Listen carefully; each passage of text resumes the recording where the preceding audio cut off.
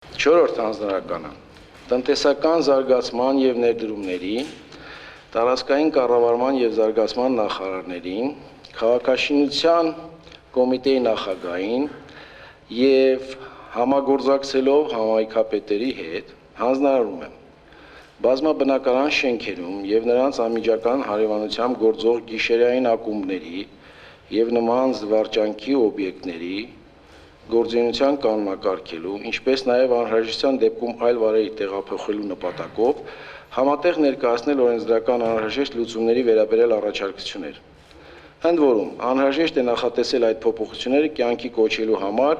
ողջամիտ ժամկետ և պայմաններ, որպեսզի տնտեսվարողները բավարար ժամանակ ունենան իրենց գործունեությունը վերակազմակերպելու համար։